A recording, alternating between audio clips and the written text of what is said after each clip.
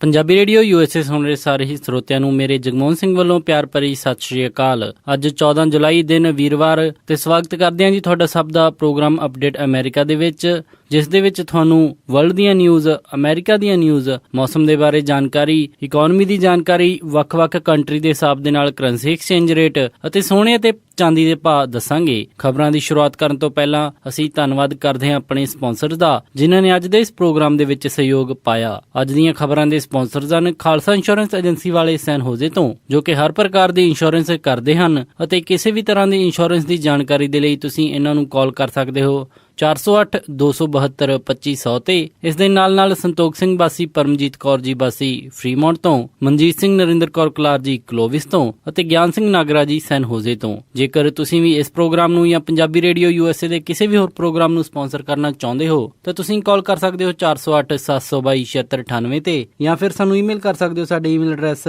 info@punjabiradiousa.com ਤੇ। ਹੁਣ ਵਧਦੇ ਹਾਂ ਜੀ ਅੱਜ ਦੀ ਪਹਿਲੀ ਖਬਰ ਵੱਲ। ਫਰਾਂਸ ਦੇ ਸ਼ਹਿਰ ਨੀਸ ਦੇ ਵਿੱਚ ਹੋਏ ਹਮਲੇ ਦੇ ਵਿੱਚ ਲਗਭਗ 80 ਲੋਕ ਮਾਰੇ ਗਏ ਹਨ ਅਤੇ ਕਈ ਲੋਕ ਇਸ ਹਮਲੇ ਦੇ ਵਿੱਚ ਜ਼ਖਮੀ ਹੋਏ ਹਨ। ਇੱਕ ਟਰੱਕ ਡਰਾਈਵਰ ਟਰੱਕ ਲੈ ਕੇ ਭੀੜ ਦੇ ਉੱਤੇ ਚੜ ਗਿਆ। ਫਰਾਂਸ ਦੇ ਵਿੱਚ ਅੱਜ ਨੈਸ਼ਨਲ ਫ੍ਰੈਂਚ ਡੇ ਮਨਾਇਆ ਜਾ ਰਿਹਾ ਸੀ ਅਤੇ ਲੋਕ ਫਾਇਰਵਰਕਸ ਦੇਖਣ ਦੇ ਲਈ ਇਕੱਠਾ ਹੋਏ ਸਨ। ਦੱਸਿਆ ਜਾ ਰਿਹਾ ਹੈ ਕਿ ਫਾਇਰਵਰਕਸ ਖਤਮ ਹੋਣ ਤੋਂ ਬਾਅਦ ਜਦੋਂ ਲੋਕ ਆਪਣੇ ਘਰਾਂ ਨੂੰ ਵਾਪਸ ਪਰਤਣ ਲੱਗੇ ਤਾਂ ਉਦੋਂ ਇਹ ਟਰੱਕ ਡਰਾਈਵਰ ਟਰੱਕ ਲੈ ਕੇ ਲੋਕਾਂ ਦੇ ਵੱਲ ਆ ਗਿਆ। ਪਹਿਲਾਂ ਇਹ ਇੱਕ ਹਾਦਸਾ ਮੰਨਿਆ ਜਾ ਰਿਹਾ ਸੀ, ਪਰ ਬਾਅਦ ਦੇ ਵਿੱਚ ਫਰਾਂਸ ਸਰਕਾਰ ਨੇ ਇਹ ਪੁਸ਼ਟੀ ਕੀਤੀ ਕਿ ਇਹ ਇੱਕ ਅੱਤਵਾਦੀ ਹਮਲਾ ਹੈ। ਹਾਲਾਂਕਿ ਕਿਸੇ ਵੀ ਅੱਤਵਾਦੀ ਗਰੁੱਪ ਨੇ ਕੋਈ ਜ਼ਿੰਮੇਵਾਰੀ ਇਸ ਦੀ ਨਹੀਂ ਲਈ ਹੈ, ਪਰ ਫਰਾਂਸ ਸਰਕਾਰ ਨੇ ਇਸ ਦੇ ਪਿੱਛੇ ਆਈਸਿਸ ਦੇ ਹੱਥ ਹੋਣ ਦਾ ਅੰਦਾਜ਼ਾ ਲਾਇਆ ਹੈ। US ਰਿਸੋਰਸਿਸ ਨੇ ਵੀ ਇਸ ਹਮਲੇ ਦੇ ਪਿੱਛੇ ਆਈਸਿਸ ਦਾ ਹੱਥ ਦੱਸਿਆ ਹੈ। ਚਸ਼ਮਦੀਦਾਂ ਦੇ ਮੁਤਾਬਿਕ ਦੱਸਿਆ ਜਾ ਰਿਹਾ ਹੈ ਕਿ ਟਰੱਕ ਡਰਾਈਵਰ ਬਾਅਦ ਦੇ ਵਿੱਚ ਟਰੱਕ 'ਚੋਂ ਉਤਰ ਕੇ ਲੋਕਾਂ ਦੇ ਉੱਤੇ ਫਾਇਰਿੰਗ ਕਰਨ ਲੱਗ ਗਿਆ। ਦੱਸਿਆ ਜਾ ਰਿਹਾ ਸੀ ਕਿ ਟਰੱਕ ਦੇ ਵਿੱਚ ਹੋਰ ਰਾਈਫਲਸ ਅਤੇ ਗ੍ਰਨੇਡ ਮੌਜੂਦ ਸਨ।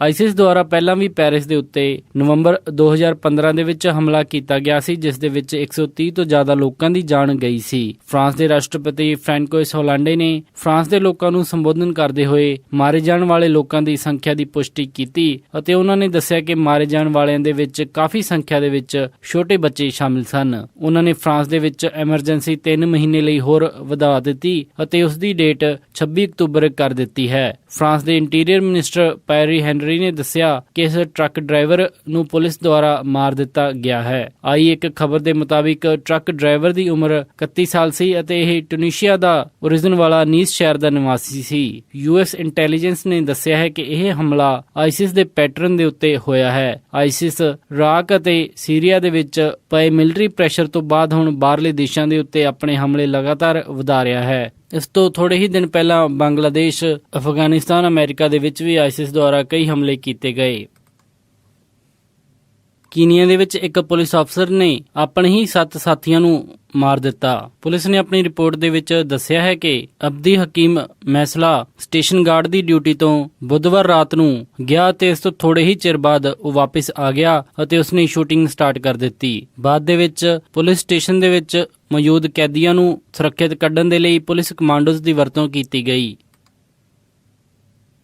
ਰਾਸ਼ਟਰਪਤੀ ਬਰਾਕ ਓਬਾਮਾ ਨੇ ਅੱਜ ਹੋਏ ਇੱਕ ਟਾਊਨ ਹਾਲ ਦੇ ਵਿੱਚ ਕ੍ਰਿਟਿਕਸ ਦੇ ਸਵਾਲਾਂ ਦਾ ਜਵਾਬ ਦਿੱਤਾ, ਜੋ ਕਿ ਰਾਸ਼ਟਰਪਤੀ ਬਰਾਕ ਓਬਾਮਾ ਦੇ ਉੱਤੇ ਲਗਾਤਾਰ ਇਹ ਇਲਜ਼ਾਮ ਲਾ ਰਹੇ ਸਨ ਕਿ ਉਹਨਾਂ ਨੇ ਲਾਅ ਇਨਫੋਰਸਮੈਂਟ ਆਫਿਸਰਸ ਦੀ ਸਪੋਰਟ ਦੇ ਲਈ ਜ਼ਿਆਦਾ ਕੁਝ ਨਹੀਂ ਕੀਤਾ, ਜੋ ਕਿ ਪ੍ਰੋਟੈਸਟ ਦੇ ਵਿੱਚ ਮਾਰੇ ਗਏ ਸਨ। ਰਾਸ਼ਟਰਪਤੀ ਬਰਾਕ ਓਬਾਮਾ ਇੱਕ ਟੈਲੀਵਿਜ਼ਨ ਨੈਟਵਰਕ ਦੁਆਰਾ ਕਰਵਾਏ ਜਾ ਰਹੇ ਟਾਊਨ ਹਾਲ ਦੇ ਵਿੱਚ ਇਹਨਾਂ ਸਵਾਲਾਂ ਦਾ ਜਵਾਬ ਦੇ ਰਹੇ ਸਨ। ਐਫਰੋ ਅਮਰੀਕਨ ਕਮਿਊਨਿਟੀ ਅਤੇ ਪੁਲਿਸ ਦੇ ਦਰਮਿਆਨ ਇਹ ਫਾਸਲਾ ਉਦੋਂ ਹੋਰ ਵੱਧ ਗਿਆ ਜਦੋਂ ਪਹਿਲਾਂ ਲੂਜ਼ੀਆਨਾ ਅਤੇ ਮਿਨੀਸੋਟਾ ਦੇ ਵਿੱਚ ਪੁਲਿਸ ਅਫਸਰ ਦੁਆਰਾ 2 ਐਫਰੋ ਅਮਰੀਕਨਜ਼ ਨੂੰ ਮਾਰਿਆ ਗਿਆ ਤੇ ਬਾਅਦ ਦੇ ਵਿੱਚ ਡੈਲਸ ਦੇ ਵਿੱਚ ਹੋ ਰਹੇ ਇੱਕ ਪ੍ਰਦਰਸ਼ਨ ਦੇ ਦੌਰਾਨ ਇੱਕ ਸਨਾਈਪਰ ਨੇ 5 ਪੁਲਿਸ ਅਫਸਰਜ਼ ਨੂੰ ਮਾਰ ਦਿੱਤਾ। ਰਾਸ਼ਟਰਪਤੀ ਬਰਾਕ ਓਬਾਮਾ ਨੇ ਕਿਹਾ ਕਿ ਉਹ ਲਗਾਤਾਰ ਹਿੰਸਾਪੂਰਵਕ ਇਹਨਾਂ ਘਟਨਾਵਾਂ ਦੀਆਂ ਨਿੰਦਾ ਕਰਦੇ ਆਏ ਹਨ ਅਤੇ ਡੈਲਸ ਦੇ ਵਿੱਚ ਹੋਈ ਸ਼ੂਟਿੰਗ ਤੋਂ ਬਾਅਦ ਉਹਨਾਂ ਨੇ ਪੂਰੇ ਦੇਸ਼ ਨੂੰ ਇਹ ਗੁਹਾਰ ਲਾਈ ਸੀ ਕਿ ਸਾਨੂੰ ਸਾਰਿਆਂ ਨੂੰ ਇੱਕ ਹੋਣਾ ਚਾਹੀਦਾ ਹੈ। ਟੈਕਸਸ ਦੇ ਲੈਫਟੀਨੈਂਟ ਗਵਰਨਰ ਡੈਨ ਪੈਟਰਿਕ ਨੇ ਬਲੈਕ ਲਾਈਵਜ਼ ਮੈਟਰਜ਼ ਵਾਲੇ ਪ੍ਰਦਰਸ਼ਨਕਾਰੀਆਂ ਨੂੰ ਹਿਪੋਕ੍ਰਿਟਸ ਦੱਸਿਆ ਅਤੇ ਉਹਨਾਂ ਨੇ ਰਾਸ਼ਟਰਪਤੀ ਬਰਾਕ ਓਬਾਮਾ ਨੂੰ ਪੁਲਿਸ ਨੂੰ ਹੋਰ ਸਪੋਰਟ ਕਰਨ ਦੇ ਲਈ ਕਿਹਾ ਅਤੇ ਉਹਨਾਂ ਨੇ ਕਿਹਾ ਕਿ ਰਾਸ਼ਟਰਪਤੀ ਬਰਾਕ ਓਬਾਮਾ ਨੂੰ ਵਾਈਟ ਹਾਊਸ ਦੇ ਵਿੱਚ ਨੀਲੀਆਂ ਲਾਈਟਾਂ ਜਗਾ ਕੇ ਪੁਲਿਸ ਦੀ ਸਪੋਰਟ ਕਰਨੀ ਚਾਹੀਦੀ ਹੈ। ਇਸ ਦੇ ਜਵਾਬ ਦੇ ਵਿੱਚ ਰਾਸ਼ਟਰਪਤੀ ਬਰਾਕ ਓਬਾਮਾ ਨੇ ਕਿਹਾ ਕਿ ਉਹ ਪਹਿਲਾਂ ਹੀ ਪੁਲਿਸ ਦੀ ਪੂਰੀ ਸਪੋਰਟ ਕਰਦੇ ਆਏ ਹਨ ਅਤੇ ਉਹਨਾਂ ਨੇ ਜੋ ਇੱਕ ਰਾਸ਼ਟਰਪਤੀ ਨੂੰ ਕਰਨਾ ਚਾਹੀਦਾ ਉਹ ਸਭ ਕੁਝ ਕੀਤਾ ਅਤੇ ਸ਼ਾਇਦ ਡੈਨ ਪੈਟਰਿਕ ਇਹ ਸਭ ਨਹੀਂ ਦੇਖ ਸਕੇ। ਪਰ ਰਾਸ਼ਟਰਪਤੀ ਬਰਾਕ ਓਬਾਮਾ ਨੇ ਇੱਥੇ ਇਹ ਵੀ ਦੱਸਿਆ ਕਿ ਇਸ ਗੱਲ ਤੋਂ ਵੀ ਇਨਕਾਰ ਨਹੀਂ ਕੀਤਾ ਜਾ ਸਕਦਾ ਕਿ ਪੁਲਿਸ ਦੁਆਰਾ ਐਫਰੋ ਅਮਰੀਕਨਜ਼ ਨੂੰ ਇੱਕ ਵੱਖਰੀ ਟ੍ਰੀਟਮੈਂਟ ਦਿੱਤੀ ਜਾਂਦੀ ਹੈ। ਜੌਨ ਮਿਨਿਸਟਰ, ਇੱਕ ਰਿਪਬਲਿਕਨ ਸਟੂਡੈਂਟ ਨੇ ਰਾਸ਼ਟਰਪਤੀ ਬਰਾਕ ਓਬਾਮਾ ਤੋਂ ਪੁੱਛਿਆ ਕਿ ਉਹ ਹਾਈ ਪ੍ਰੋਫਾਈਲ ਪੁਲਿਸ ਸ਼ੂਟਿੰਗ ਦੇ ਵਿੱਚ ਪਹਿਲਾਂ ਹੀ ਆਪਣਾ ਦ੍ਰਿਸ਼ਟੀਕੋਣ ਕਿਸ ਲਈ ਰੱਖਦੇ ਹਨ ਜਦੋਂ ਕਿ ਉਹ ਮਾਮਲਾ ਅਦਾਲਤ ਦੇ ਵਿੱਚ ਚੱਲ ਰਿਹਾ ਹੁੰਦਾ ਹੈ। ਕੀ ਹਰ ਇੱਕ ਘਟਨਾ ਨੂੰ ਰੇਸ ਦੇ ਮੁੱਦੇ ਦੇ ਉੱਤੇ ਲਿਜਾਣ ਦੀ ਜ਼ਰੂਰਤ ਹੁੰਦੀ ਹੈ? ਤਾਂ ਇਸ ਦੇ ਜਵਾਬ ਦੇ ਵਿੱਚ ਰਾਸ਼ਟਰਪਤੀ ਬਰਾਕ ਓਬਾਮਾ ਨੇ ਦੱਸਿਆ ਕਿ ਇਸ ਕਮਿਊਨਿਟੀ ਦੇ ਉੱਤੇ ਹੋਏ ਲਗਾਤਾਰ ਹਮਲੇ ਤੋਂ ਬਾਅਦ ਜੋ ਗੁੱਸਾ ਇਹਨਾਂ ਦੇ ਵਿੱਚ ਸੀ ਉਹਨਾਂ ਨੂੰ ਸ਼ਾਂਤ ਕਰਨਾ ਇੱਕ ਰਾਸ਼ਟਰਪਤੀ ਦੀ ਜ਼ਿੰਮੇਵਾਰੀ ਹੁੰਦੀ ਹੈ ਅਤੇ ਉਹਨਾਂ ਨੇ ਜੋ ਕੀਤਾ ਉਹ ਬਿਲਕੁਲ ਜਾਇਜ਼ ਹੈ। ਨਿਵਾਡਾ ਦੀ ਲਿੰਕਨ ਕਾਉਂਟੀ ਦੇ ਵਿੱਚ ਇੱਕ ਵਿਅਕਤੀ ਨੇ ਖੁਦ ਨੂੰ 2 ਪਾਵਰਫੁਲ ਬੰਬ ਦੇ ਨਾਲ ਉਡਾ ਲਿਆ, ਜਿਸ ਦੇ ਵਿੱਚ ਉਸ ਦਾ ਪੂਰਾ ਘਰ ਅਤੇ ਇੱਕ ਵਹੀਕਲ ਤਬਾਹ ਹੋ ਗਿਆ। ਅਥਾਰਟੀਜ਼ ਨੇ ਦੱਸਿਆ ਕਿ ਹਮਲੇ ਤੋਂ ਪਹਿਲਾਂ ਇਸ ਘਰ ਦੇ ਵਿੱਚ ਹੋਰ ਵੀ ਲੋਕ ਮੌਜੂਦ ਸਨ, ਪਰ ਇਹ ਧਮਾਕਾ ਹੋਣ ਤੋਂ ਪਹਿਲਾਂ ਇੱਕ ਔਰਤ ਆਪਣੇ 2 ਕੁੜੀਆਂ ਦੇ ਨਾਲ ਘਰ ਦੇ ਵਿੱਚੋਂ ਨਿਕਲਣ ਦੇ ਵਿੱਚ ਕਾਮਯਾਬ ਹੋ ਗਈ। ਸ਼ੈਰਿਫ ਅਤੇ ਇਨਵੈਸਟੀਗੇਟਰਸ ਨੇ ਦੱਸਿਆ ਹੈ ਕਿ ਉਹਨਾਂ ਨੂੰ ਪਤਾ ਸੀ ਕਿ ਇਹ ਬੰਬਰ ਕੌਣ ਸੀ। ਸ਼ੈਰਿਫ ਡਿਪਾਰਟਮੈਂਟ ਨੇ ਦੱਸਿਆ ਕਿ ਕੋਈ ਅਣਜਾਣ ਖਿਡਾਰੀ ਨਹੀਂ ਸੀ ਅਤੇ ਇਸ ਨੇ ਇਹ ਹਮਲਾ ਇੱਕ ਹੋਮਮੇਡ ਪਾਈਪ ਬੰਬ ਦੇ ਨਾਲ ਕੀਤਾ। ਪੋਕੇਮਨ ਗੋ, ਜੋ ਕਿ ਆਗਮੈਂਟਡ ਰਿਐਲਿਟੀ ਤੇ ਆਈ ਇੱਕ ਸਮਾਰਟਫੋਨ ਦੀ ਨਵੀਂ ਗੇਮ, ਕਾਫੀ ਪਪੂਲਰ ਹੋਈ ਹੈ ਅਤੇ ਅਮਰੀਕਾ ਭਰ ਦੇ ਵਿੱਚ ਇਸ ਗੇਮ ਦਾ ਬਹੁਤ ਜ਼ਿਆਦਾ ਕ੍ਰੇਜ਼ ਦੇਖਿਆ ਜਾ ਰਿਹਾ ਹੈ। ਜਗ੍ਹਾ ਜਗ੍ਹਾ ਦੇ ਉੱਤੇ ਲੋਕ ਇਸ ਗੇਮ ਨੂੰ ਖੇਡਦੇ ਨਜ਼ਰ ਆ ਰਹੇ ਹਨ ਅਤੇ ਇਹ ਪਹਿਲੀ ਸਮਾਰਟਫੋਨ ਗੇਮ ਹੈ ਜਿਸ ਨੂੰ ਖੇਡਣ ਦੇ ਲਈ ਲੋਕ ਘਰਾਂ ਤੋਂ ਬਾਹਰ ਨਿਕਲ ਕੇ ਸੜਕਾਂ ਪਾਰਕਾਂ ਦੇ ਵਿੱਚ ਘੁੰਮ ਰਹੇ ਹਨ। ਪਰ ਇਸ ਗੇਮ ਨੂੰ ਖਤਰਨਾਕ ਵੀ ਦੱਸਿਆ ਜਾਂਦਾ ਹੈ ਕਿ ਕਈ ਵਾਰੀ ਇਸ ਗੇਮ ਦੀ ਐਡਿਕਸ਼ਨ ਦੇ ਵਿੱਚ ਲੋਕ ਟ੍ਰੈਫਿਕ ਦੀ ਪਰਵਾਹ ਨਾ ਕਰਦੇ ਹੋਏ ਸੜਕ ਦੇ ਵਿਚਾਲੇ ਆ ਕੇ ਖੜੇ ਹੋ ਜਾਂਦੇ ਹਨ। ਇਸੇ ਹੀ ਤਰੀਕੇ ਦੇ ਨਾਲ ਹੋਈ ਇੱਕ ਘਟਨਾ ਦੇ ਵਿੱਚ ਅੱਜ ਕੈਲੀਫੋਰਨੀਆ ਦੇ ਵਿੱਚ 2 ਲੋਕ ਇਹ ਗੇਮ ਖੇਡਦੇ ਹੋਏ ਇੱਕ ਕਲਿਫ ਤੋਂ ਡਿੱਗ ਗਏ, ਜਿਸ ਦੇ ਕਰਕੇ ਉਹਨਾਂ ਨੂੰ ਕਾਫੀ ਗੰਭੀਰ ਸੱਟਾਂ ਵੱਜੀਆਂ ਹਨ ਅਤੇ ਉਹਨਾਂ ਨੂੰ ਹਸਪੀਟਲ ਦੇ ਵਿੱਚ ਭਰਤੀ ਕਰਵਾਇਆ ਗਿਆ ਹੈ। ਸੁਣ ਰਹੇ ਸਾਰੇ ਹੀ ਪੰਜਾਬੀ ਰੇਡੀਓ USA ਦੇ ਸਰੋਤਿਆਂ ਨੂੰ ਸਾਡੇ ਵੱਲੋਂ ਇਹ ਖਾਸ ਨਿਵੇਦਨ ਹੈ ਕਿ ਜੋ ਵੀ ਲੋਕ ਇਸ ਗੇਮ ਨੂੰ ਖੇਡ ਰਹੇ ਹਨ ਜਾਂ ਜਿਨ੍ਹਾਂ ਦੇ ਘਰ ਦੇ ਵਿੱਚ ਉਹਨਾਂ ਦੇ ਬੱਚੇ ਜਾਂ ਹੋਰ ਸਾਥੀ ਇਹ ਗੇਮ ਖੇਡ ਰਹੇ ਹਨ, ਉਹਨਾਂ ਨੂੰ ਇਹ ਸਲਾਹ ਦੇਣ ਕਿ ਇਸ ਨੂੰ ਪੂਰੀ ਸਾਵਧਾਨੀ ਦੇ ਨਾਲ ਖੇਡਣ ਅਤੇ ਇਸ ਗੇਮ ਦੇ ਲਈ ਖਤਰਨਾਕ ਜਗ੍ਹਾਵਾਂ ਤੇ ਜਾਣ ਦੀ ਕੋਈ ਜ਼ਰੂਰਤ ਨਹੀਂ ਹੈ।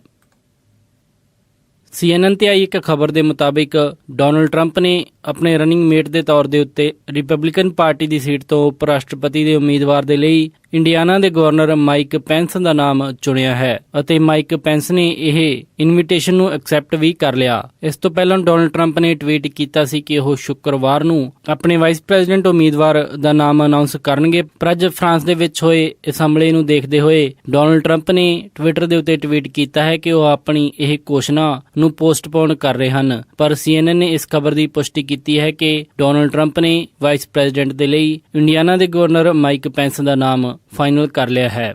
ਇਸ ਦੇ ਵਿੱਚ 2 ਹੋਰ ਫਾਈਨਲ ਕੈਂਡੀਡੇਟ ਸਨ, ਜਿਨ੍ਹਾਂ ਦੇ ਵਿੱਚ ਕ੍ਰਿਸ ਕ੍ਰਿਸਟੀ ਅਤੇ ਗਿੰਗਰਿਚ ਦਾ ਨਾਮ ਸਾਹਮਣੇ ਆ ਰਿਹਾ ਸੀ। ਇਸ ਖਬਰ ਦੀ ਕੋਈ ਵੀ ਪੁਸ਼ਟੀ ਹਜੇ ਡੋਨਲਡ ਟਰੰਪ ਅਤੇ ਉਸਦੇ ਕੈਂਪੇਨ ਵੱਲੋਂ ਕੋਈ ਨਹੀਂ ਕੀਤੀ ਗਈ ਹੈ ਅਤੇ ਇਹ ਖਬਰ CNN ਨੇ ਕਨਫਰਮ ਕੀਤੀ ਹੈ। ਤਾਂ ਹੁਣ ਦੇਖਣ ਵਾਲਾ ਹੋਵੇਗਾ ਕਿ ਜਦੋਂ ਡੋਨਲਡ ਟਰੰਪ ਇਸ ਦੀ ਆਫੀਸ਼ੀਅਲ ਘੋਸ਼ਣਾ ਕਰਦੇ ਹਨ ਤਾਂ ਉਹ ਮਾਈਕ ਪੈਂਸ ਦਾ ਹੀ ਨਾਮ ਲੈਂਦੇ ਹਨ ਜਾਂ ਫਿਰ ਉਪ ਰਾਸ਼ਟਰਪਤੀ ਦੀ ਸੀਟ ਦੇ ਲਈ ਉਹ ਕਿਸੇ ਹੋਰ ਕੈਂਡੀਡੇਟ ਨੂੰ ਚੁਣਦੇ ਹਨ।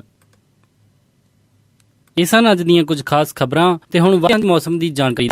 88 ਡਿਗਰੀ ਅਤੇ ਲੋ ਟੈਂਪਰੇਚਰ 58 ਡਿਗਰੀ। ਸੈਨ ਫਰਾਂਸਿਸਕੋ ਦੇ ਵਿੱਚ 66 ਡਿਗਰੀ ਹਾਈ ਅਤੇ ਰਾਤ ਨੂੰ 54 ਡਿਗਰੀ ਲੋ। ਸੈਕਰਾਮੈਂਟੋ ਦੇ ਵਿੱਚ 98 ਡਿਗਰੀ ਹਾਈ ਅਤੇ ਰਾਤ ਨੂੰ 59 ਡਿਗਰੀ ਲੋ। ਯੂਬਾ ਸਿਟੀ ਦੇ ਵਿੱਚ 101 ਡਿਗਰੀ ਹਾਈ ਅਤੇ ਰਾਤ ਨੂੰ 61 ਡਿਗਰੀ ਲੋ। ਸਟਾਕਟਨ ਦੇ ਵਿੱਚ 98 ਡਿਗਰੀ ਹਾਈ ਅਤੇ ਰਾਤ ਨੂੰ 60 ਡਿਗਰੀ ਲੋ। ਟ੍ਰੇਸੀ ਦੇ ਵਿੱਚ 101 ਡਿਗਰੀ ਹਾਈ ਅਤੇ ਰਾਤ ਨੂੰ 61 ਡਿਗਰੀ ਲੋ।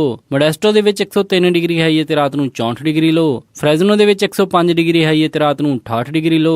ਬੇਕਰਫੀਲਡ ਦੇ ਵਿੱਚ 105 ਡਿਗਰੀ ਹਾਈ ਅਤੇ ਰਾਤ ਨੂੰ 72 ਡਿਗਰੀ ਲੋ। ਲਾਸ ਐਂਜਲਸ ਦੇ ਵਿੱਚ 84 ਡਿਗਰੀ ਹਾਈ ਅਤੇ ਰਾਤ ਨੂੰ 63 ਡਿਗਰੀ ਲੋ। ਟਰਕੀ ਦੇ ਵਿੱਚ 85 ਡਿਗਰੀ ਹਾਈ ਅਤੇ ਰਾਤ ਨੂੰ 45 ਡਿਗਰੀ ਲੋ। ਸਾਊਥ ਲੇਕ ਟਾਹੋ ਦੇ ਵਿੱਚ 83 ਡਿਗਰੀ ਹਾਈ ਅਤੇ ਰਾਤ ਨੂੰ 42 ਡਿਗਰੀ ਲੋ।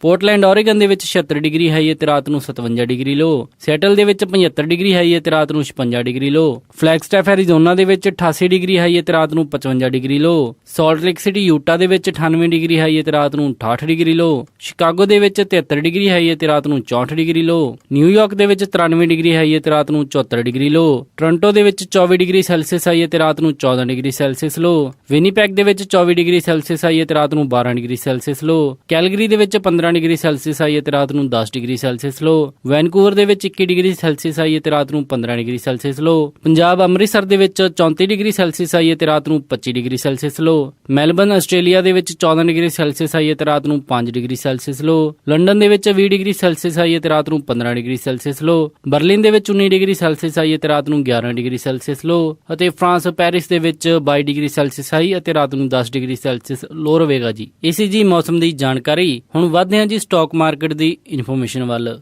ਵੀਰਵਾਰ ਨੂੰ ਕਲੋਜ਼ਿੰਗ ਦੇ ਸਮੇਂ ਡਾਓ ਜੋਨਸ 134 ਅੰਕ ਵੱਧ ਕੇ 18,506.41 ਤੇ ਬੰਦ ਹੋਇਆ। ਨੈਸਡੈਕ 28 ਅੰਕ ਵੱਧ ਕੇ 5,034.06 ਤੇ ਬੰਦ ਹੋਇਆ। S&P 11 ਅੰਕ ਵੱਧ ਕੇ 2,163.75 ਤੇ ਬੰਦ ਹੋਇਆ ਅਤੇ ਵਿਲਸ਼ਾਇਰ 5000 90 ਅੰਕ ਵੱਧ ਕੇ 22,385.83 ਤੇ ਬੰਦ ਹੋਇਆ। ਅੱਜ ਦਾ ਸਭ ਤੋਂ ਮਸ਼ਹੂਰ ਸਟਾਕ ਅਮਰੀਕਨ 에ਅਰਲਾਈਨਸ ਦਾ ਰਿਹਾ, ਜਿਸ ਦੀ ਕੀਮਤ 35.88 ਰਹੀ। ਕਰੰਸੀ ਐਕਸਚੇਂਜ ਰੇਟ ਦੇ ਵਿੱਚ ਇੱਕ US ਡਾਲਰ ਦੀ ਕੀਮਤ ਰਹੀ 60 ਰੁਪਏ 94 ਪੈਸੇ, ਇੱਕ ਕੈਨੇਡੀਅਨ ਡਾਲਰ ਦੀ ਕੀਮਤ ਰਹੀ 51 ਰੁਪਏ 78 ਪੈਸੇ, ਇੱਕ ਬ੍ਰਿਟਿਸ਼ ਪਾਉਂਡ ਦੀ ਕੀਮਤ ਰਹੀ 99 ਰੁਪਏ 68 ਪੈਸੇ, ਇੱਕ ਯੂਰੋ ਦੀ ਕੀਮਤ ਰਹੀ 74 ਰੁਪਏ 29 ਪੈਸੇ, ਇੱਕ ਆਸਟ੍ਰੇਲੀਅਨ ਡਾਲਰ ਦੀ ਕੀਮਤ ਰਹੀ 50 ਰੁਪਏ 91 ਪੈਸੇ, ਇੱਕ ਨਿਊਜ਼ੀਲੈਂਡ ਡਾਲਰ ਦੀ ਕੀਮਤ ਰਹੀ 47 ਰੁਪਏ 76 ਪੈਸੇ, ਇੱਕ ਸਿੰਗਾਪੁਰ ਡਾਲਰ ਦੀ ਕੀਮਤ ਰਹੀ 49 ਰੁਪਏ 77 ਪੈਸੇ, ਇੱਕ ਬਹਿਰੀਨੀ ਦਿਨਾਰ ਦੀ ਕੀਮਤ ਰਹੀ 177 ਰੁਪਏ 23 ਪੈਸੇ ਅਤੇ ਇੱਕ ਕੁਵੈਤੀ ਦਿਨਾਰ ਦੀ ਕੀਮਤ ਰਹੀ 221 ਰੁਪਏ 40 ਪੈਸੇ। ਸੋਨੇ ਦਾ ਰੇਟ $1328.07 ਪਰ ਆਉਂਸ ਰਿਹਾ ਅਤੇ ਚਾਂਦੀ $20.16 ਪਰ ਆਉਂਸ ਰਹੀ। ਇਸੇ ਦੇ ਨਾਲ ਅੱਜ ਦਾ ਇਹ ਖਬਰਾਂ ਦਾ ਬੁਲੇਟਿਨ ਵੀ ਇੱਥੇ ਹੀ ਸਮਾਪਤ ਕਰਦੇ ਹਾਂ ਜੀ। ਇਜਾਜ਼ਤ ਦਿਓ। ਉਮੀਦ ਹੈ ਕਿ ਤੁਹਾਨੂੰ ਅੱਜ ਦਾ ਇਹ ਪ੍ਰੋਗਰਾਮ ਪਸੰਦ ਆਇਆ ਹੋਵੇਗਾ। ਕਿਸੇ ਵੀ ਤਰ੍ਹਾਂ ਦੇ ਫੀਡਬੈਕ ਦੇ ਲਈ ਸਾਨੂੰ ਕਾਲ ਕਰ ਸਕਦੇ ਹੋ 408 272 5200 ਤੇ